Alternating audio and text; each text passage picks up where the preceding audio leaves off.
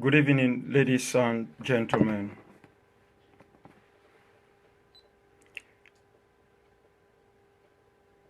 This is your humble servant,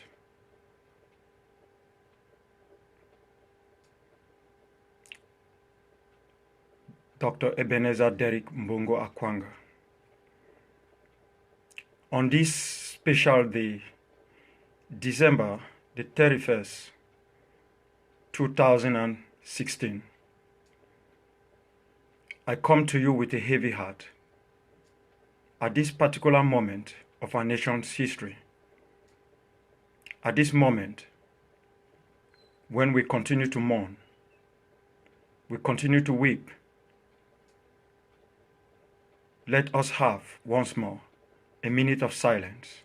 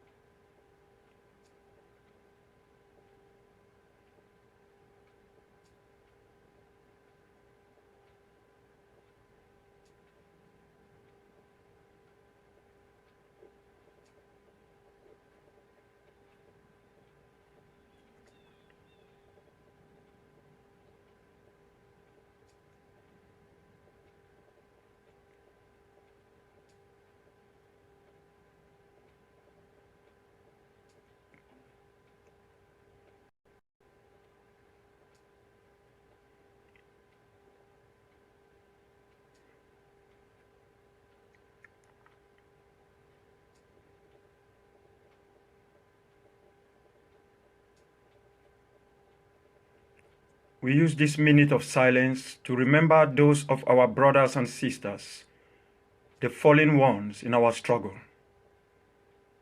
We remember Chinumu Martin. We remember Yimbum Patrick. We remember Richard Ngwafamuso. We remember Emmanuel Tanen Konser. We remember Daniel Ntaneng Difon. We remember Philip Tete. We remember Kang Zakaria, aka Pachakara. We remember George Shintu. At this moment, we also remember Crispus Kenebi Echikwa. We remember Jacques Njita. And for those of you whose names have not been called, we remember you. We remember our sons, our brothers, our uncles of the not too recent yesterday. We remember Divine Sambela, Ndo Ndanya, Julius Akum, Divine Bonkem, Ernest Mukete, and Walters Mba. We remember each and every one of you for the ultimate sacrifice which you have paid to this struggle. And I want to promise you that your sacrifices will not go in vain. We remember each and every one of you for the blood you have shed, and your departure has not just created a vacuum amongst us, but has instilled in us the capacity to withstand evil,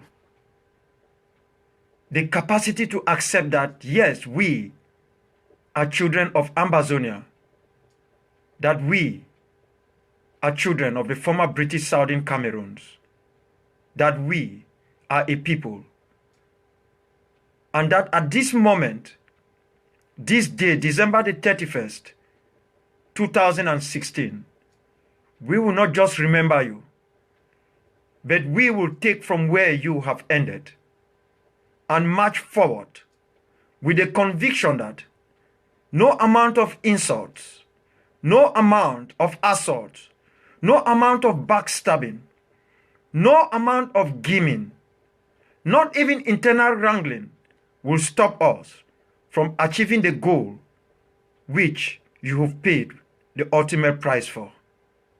We will always remember each and every one of you. We will never forget you. On this day, yes, we will never forget you. As we continue to think about Simon Gekwe, Hassan Lukon Jumbam Andrew, Edwin Jumven, we think about you, Oben Maxwell Eyong.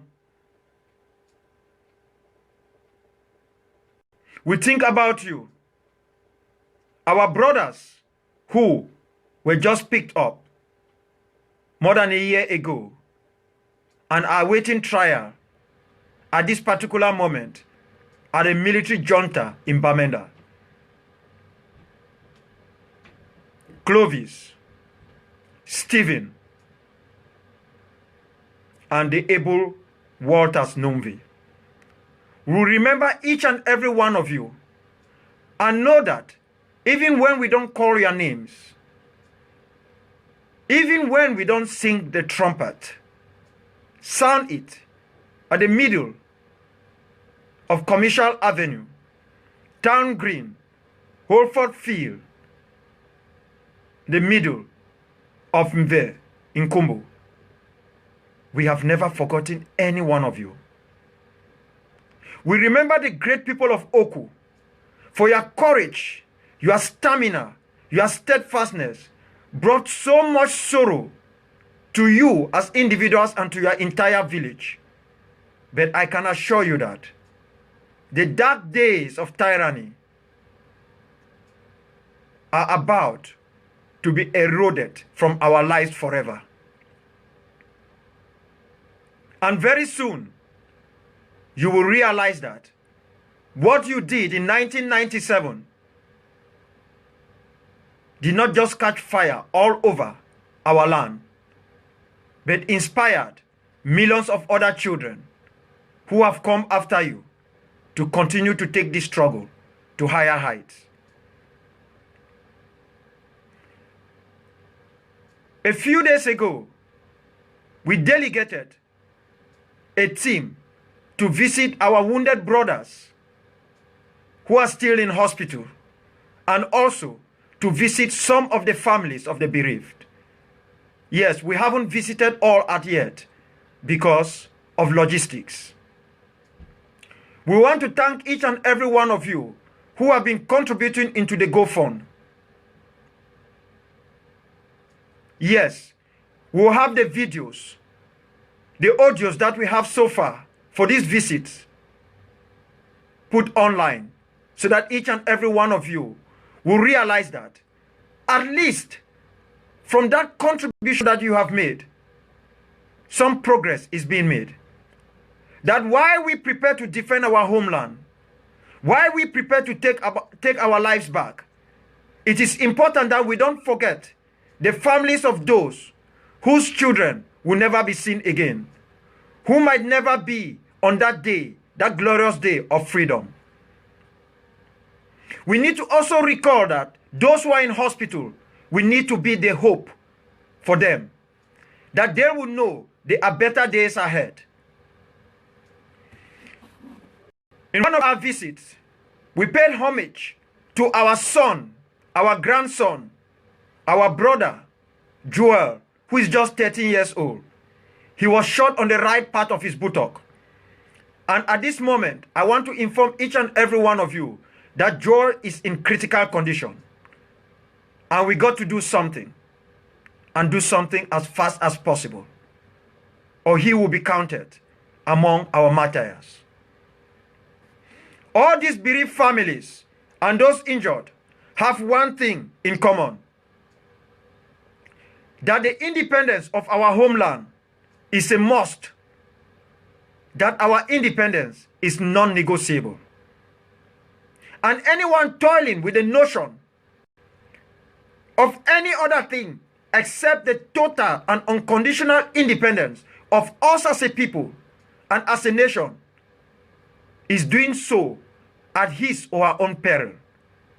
We will not negotiate for our independence.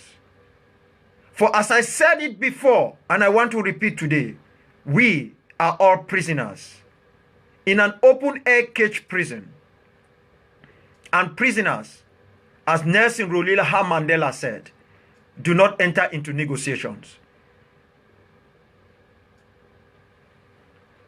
We call ourselves Ambazonians, not just because we want an identity to hang on, but because this is who we are. The children of Ambas. That beautiful stretch of land at the edge of beautiful Victoria. That smiles when the sun rises and frowns when the sun sets. Because Ambas recalls the situation of his people and weeps constantly internally. We are children of Ambas. We are the brave descendants of General Kuva Likenye. We are a people whom those who have held us in annexation for 55 years are still unable to understand. Where comes our resilience? Where comes our courage? Where comes our steadfastness? Where comes our refusal to stay down? Our refusal to give in to callousness, to threats, to blackmail, to betray us. This is who we are as a people.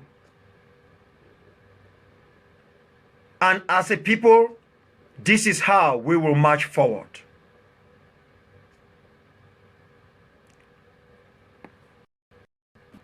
Fellow Ambazonians, I want to assure you that I am fully aware of the different voices within our struggle. I am aware of those who still dream that they could have something positive from the tyrant called Paul Biya, who not long ago described us as extremists and said the Cameroon, which is in his head, not the Cameroon in reality, is one and indivisible. I will come to that message towards the conclusion of this message to you tonight. I want to assure each and every one of you that nothing is going to take us away from the path of independence. We have seen many in the past who told us that we were mad, that we were crazy, that we were not actually aware of what we were saying. And today, while we are calling for independence, there are some of us who were still hoping over hopelessness, thinking that something good can come from the mouth of the cousin of Lucifer, called Paul Biya. Today, a few hours ago, they were not shocked, but they were told who exactly they are. That they, myself, and all of us are slaves. And that it is the duty of the slave master to keep us in our position. And even as we raise our heads and our voices and put our body on the firing line, the slave master is not willing to let us go without a fight. Those of us who stand for independence, the vast majority of our people, have our hands open, stretched to welcome those of you who are still dreaming that your stake is within the confines of the head of Paul Biya. The confines that tells him and his likes that Cameroon, the one in his head, is one and indivisible, not the Cameroon which we are all aware of. We are prepared to work with any individual or groups as long as the goal remains that of independence. But we are equally prepared to go forward, for nothing will stop us, especially those who have still not realized that you cannot negotiate in hell. That this is the moment to negotiate. This is the moment to decide where you belong.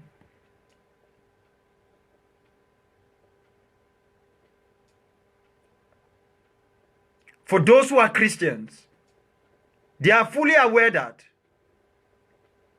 a dead man or woman cannot repent. For repentance is done while we are here alive on earth. There is nothing strange about our struggle. Most of what we hear today have been said decades ago. The only advantage we have is that there is the social media, which 10 years, 20 years ago, none of us had those tools. My dear people, my brothers, my sisters, my wives, my daughters, my moms, my dads, my uncles, and all of you, my relatives,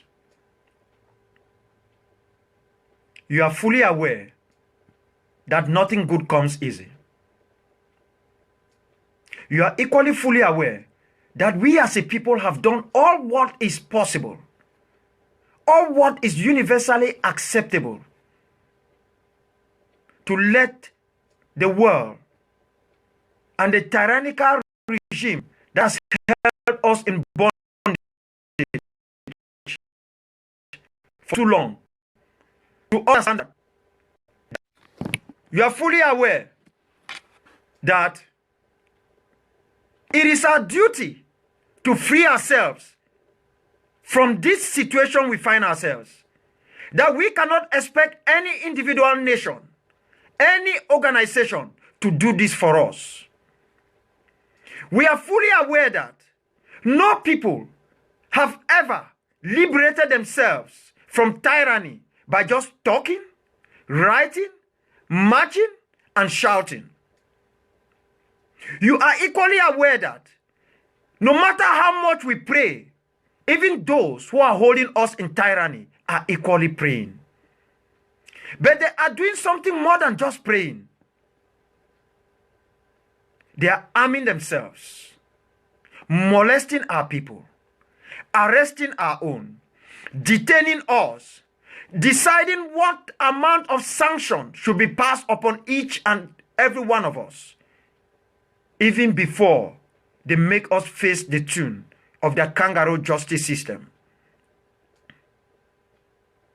Nothing good comes easy. We must dedicate our lives to this struggle. We must realize that when that day will come, not all of us will see that day. So when we contribute into this struggle, when we make our voices heard, we should not do so with the sole alternative that we must be the one who will march into Boya, into Bamenda, into Kubo, and whatever. We must realize that at dawn, there are those who, through their sacrifices, help others who are down there to rise up and continue to walk progressively towards the end goal.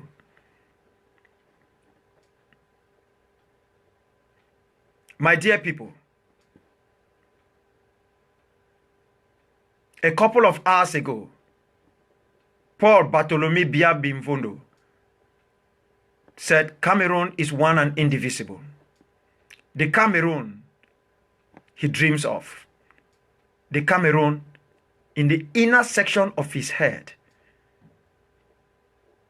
that Cameroon he thinks of is not the one which has held the people of Ambazonia captive for 55 years. He said, we are extremists. Oh yes, there is no lie about that. We are extremists. The only difference between us and Biya is that we are extremists for freedom.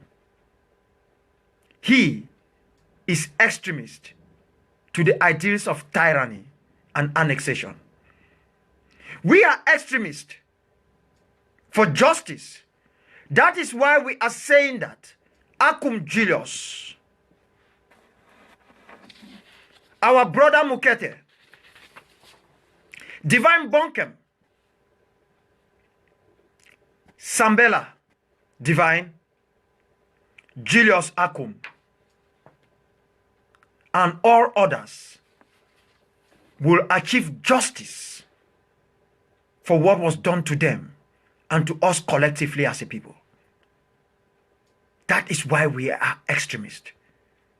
We are extremists for the very foundation that mankind,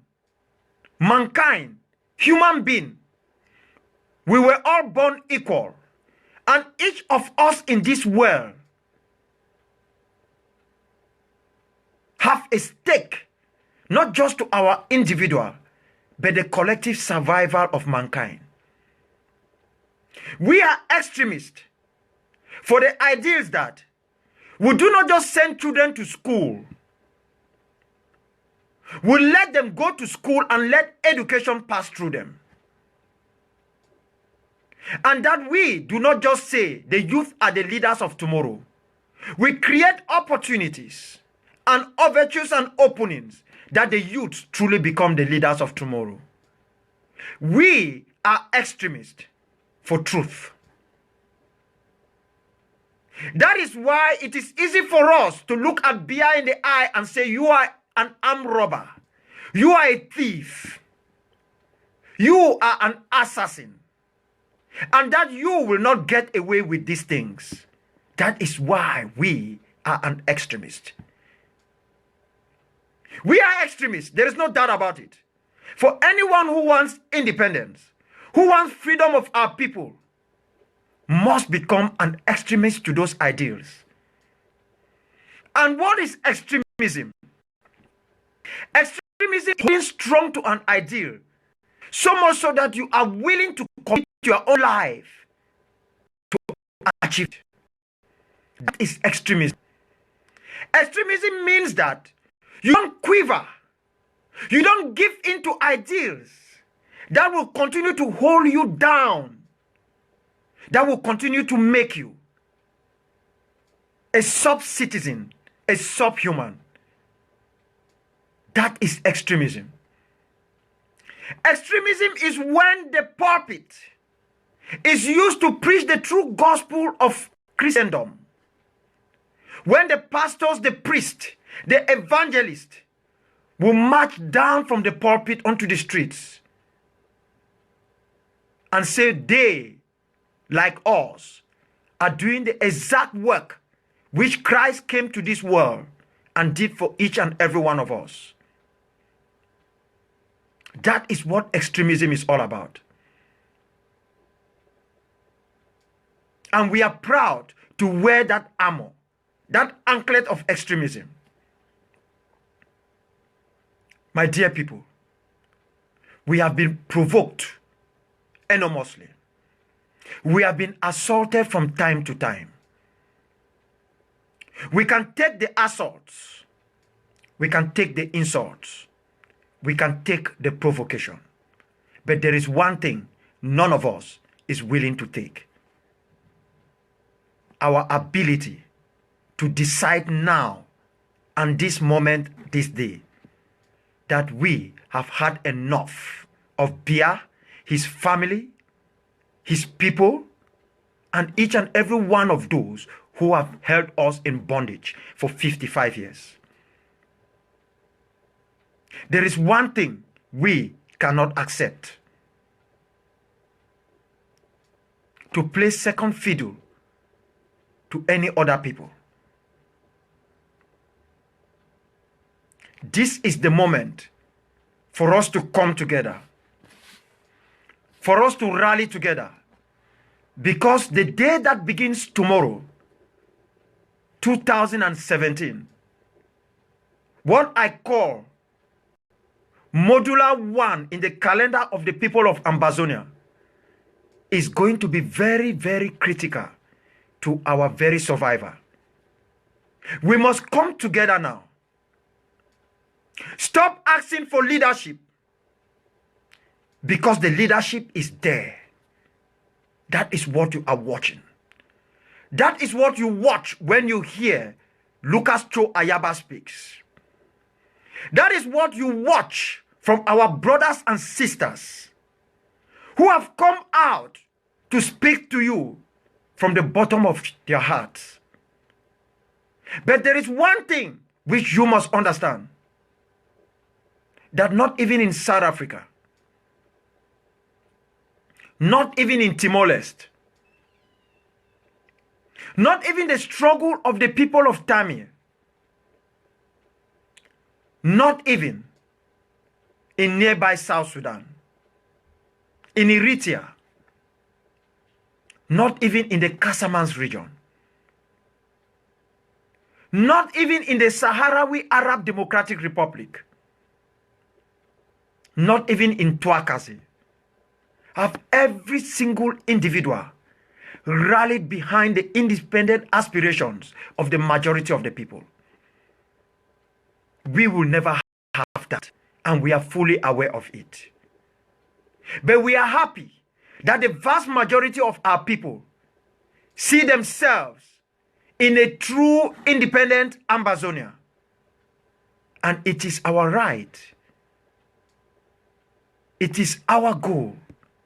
It is our duty as leaders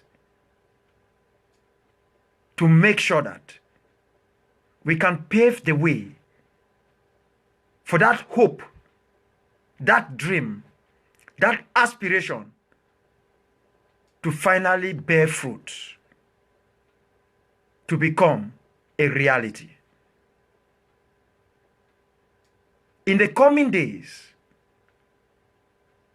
I will lay out to you what is at stake for us in 2017. We will not only say there will be no schools, but we have to create that opening and make sure that truly schools will not hold in our area. Not because we don't want our young ones, our sons, our daughters to go to school, but because this is a season of suffering. And what is ahead of us is far greater than any other thing.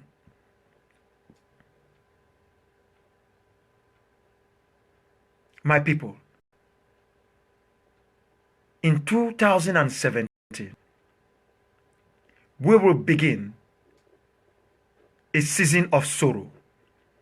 But I want each and every one of you to commit yourself, commit your life, that this season of sorrow must end with a season of constant joy and happiness.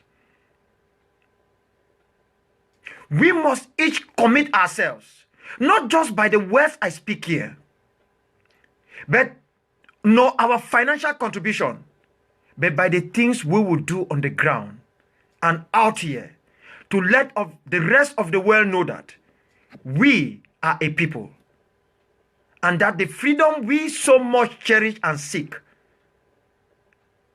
will not be negotiated. It will be taken. It will be seized from those who stole it from us 55 years ago. We must rededicate our lives to this struggle. It is difficult. It will be difficult. It will be extremely difficult. But let us turn that difficulty to a season of joy. We have been working for more than 10 years. And this is the moment for us to to start delivering. When we will begin, the world will know that you can conquer the physical for quite some time. But when the mental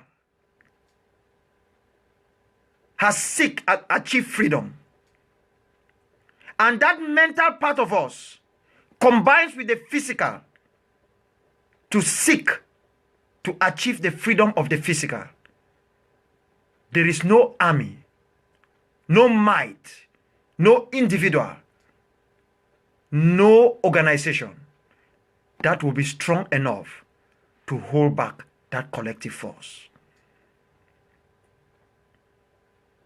We have seen so much suffering. We continue to suffer. We've taken so much. We've suffered a lot. Please, let us just accept to suffer a little more to get what is most important in life: freedom. Let us just accept to suffer a little bit so that the sufferings of Divine Bunking, Julius Akum, Walters,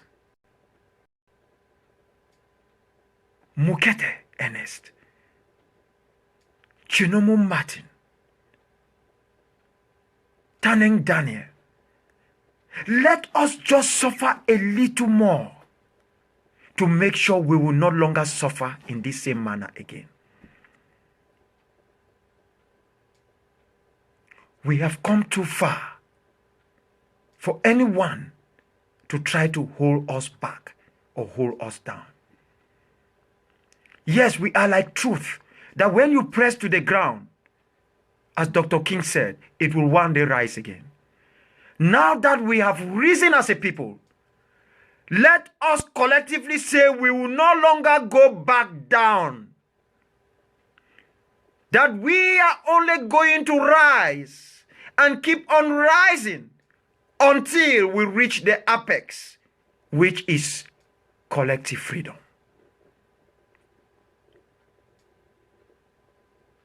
I have taken an oath before my God and Creator and before each and every one of you that I will never give up on you people.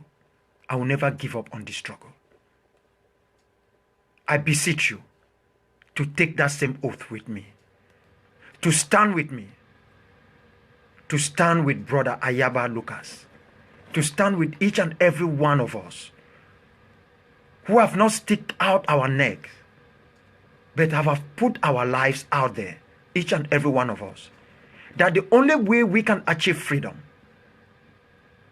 is not by hiding in glass houses, but by doing what we know is necessary. For every government I have spoken to have said just one word: you have a legitimate cause. But if you don't do what is required, that you are fully aware of, no nation, no individual organization, no state will openly come and vouch for you. Just do what you know is necessary, and I can bet you, you will hear the world line up behind you. My people, this is the moment for us to start doing what we know is necessary for us to take back our lives. We are compelled by history, by faith, and by destiny that it is our generation that must do it. I am not willing to pass this to my son and daughters. Our brother who was shot from behind, whom all of you watched the photographs of his testes out, we visited him a couple of days ago.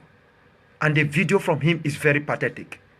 You can hear him crying that if he had just one child somewhere, his faith would have been accepted by him with more joy. You can understand what that means to him. He said it would have been better that he died than to have been reduced to the particular situation he finds himself. It is pathetic when I listen to him speaking. It is touching when I watch the autopsy of our brother who was buried a few days ago in Bali. It is touching, my people. It is nerve-wracking.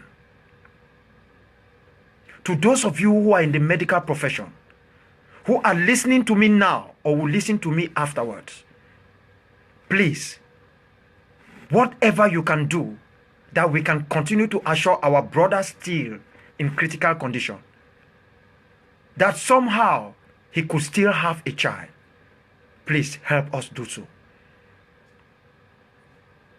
Let us be the last pillar on which he can lean on.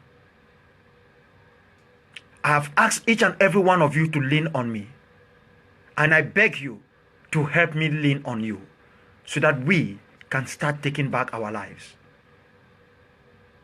This is not just a talking issue. I am compelled by circumstances to keep on talking to you people once or twice a week. But this does not mean we are not working behind the scene and working relentlessly to make sure that we can do what we have been asked to do, that your cause is legitimate, your struggle is divine, but there is no way you can achieve what you want if you don't begin to do what is required. And when I said, what do you mean? They said, oh no, your real smile tells us that you do understand what is supposed to be done. If we do not do it, fellow Ambazonians, we should have no one to blame. Not the United Nations, not the African Union, not the United States, not Great Britain, not even Gaulish France or Kaiser Germany or the European Union. We should hold ourselves responsible for not doing what history has entrusted upon us to do to achieve our freedom.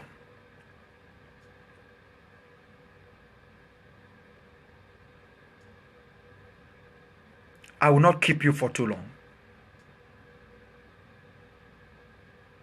But before I go, this is what I want each and every one of you to know. You will watch a lot of videos in the coming days with some people still purporting the issue of federation. You will watch some of these videos that will be so confusing to you that you will start doubting your own individual capacity to deliver the goods for your people. Some of you will be assaulted. Some will be insulted. Some of you will be outrightly provoked. But this is my last message to you.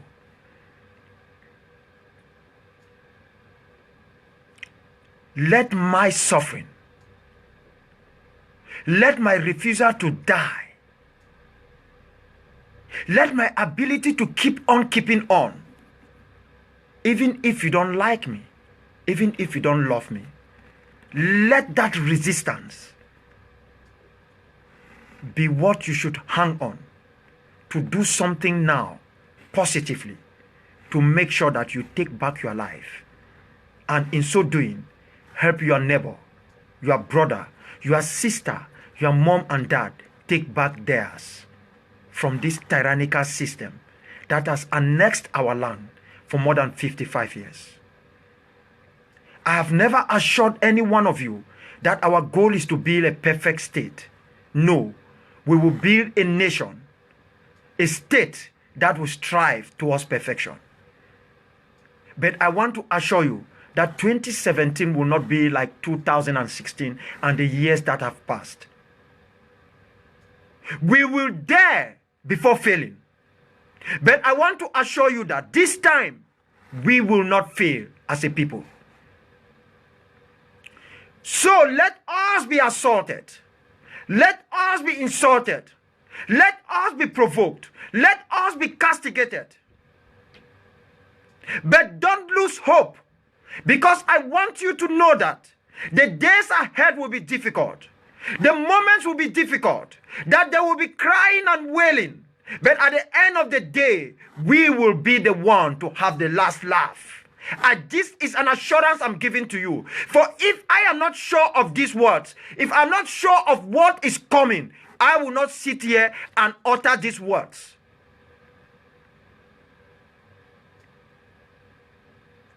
I say these things not because someone has asked me to say them. I say them because we were not waiting for this moment. We have been working for this moment for more than 10 years.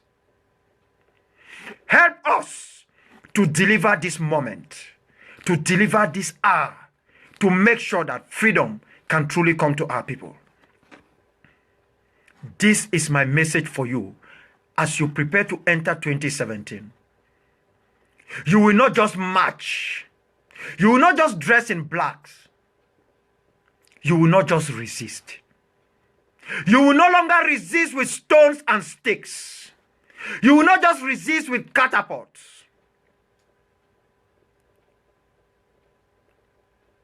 You will resist by doing what we have been asked to do.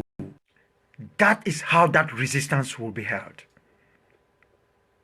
From every street corner and every village square, we will come out as a people. And when that hour will reach, you will hear it like a sonnet sounding in the darkness and the broad light of our homeland. And you will know that the final hours have started. There is no might, no army that will stop us from doing what we know we have to do to be free. It will be a difficult task. I might not be here tomorrow, but even if you don't see me, even if something happens to me, please don't ever give up. Because we will create history by letting those who have held us down for too long know that no one jokes with warriors. For we are all warriors for Ambazonia. That is who we are. Let us not wait for one of us again to be cut short before we show how angry we are. Let us not wait again for one of us to be arrested before we show how angry we are. Let us not wait again for our villages to be invaded as they have done to the people of Wum, Isu, and Wei, Mudele. Let us not wait for that moment. Let us not wait for roadblocks to the people of Kumbu, roadblocks to the brave people of Bafut. No, we do not need these things to remind us that we are under annexation. We should look at our individual lives, look at our lives collectively, and ask ourselves, who are we? And what do we want? If the answer is freedom, this is the moment. Give us the support and the backing. And together, we will make sure that as a people, we are all free.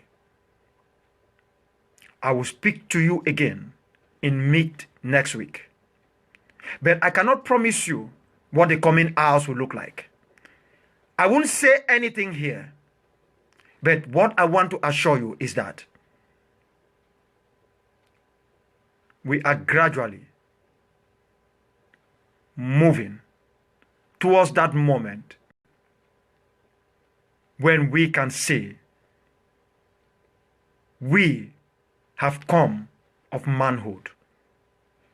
The Zulus go to the bush and circumcise the male. The people of the northern region hand over the gun to the young man and the traditional bag and a cap as a sign of manhood. In Fako, our sign of manhood is when a young man is given the permission to bring in the girlfriend into his parents' home. So, we as Ambazonians do not need a girlfriend. We do not need that traditional rite of circumcision. We need just one thing to begin. Go to the GoFundMe and contribute, knowing fully well that your contribution will not go in vain. I want to assure you that as much as we are looking after our sick ones in critical conditions, as long as we are helping to try to clear a little bit of the tears from the families of our departed ones, we are equally and have equally been preparing for so long a time, waiting for this moment, for this hour. Together, let each and every one of us become extremists for independence. Wear it as an armor on your chest. Carry it on your forehead as a mark sign of resistance. Shout to the top of your voices that I am an extremist. Dip your hands in your pocket and purses and make that contribution saying, yes, I am an extremist.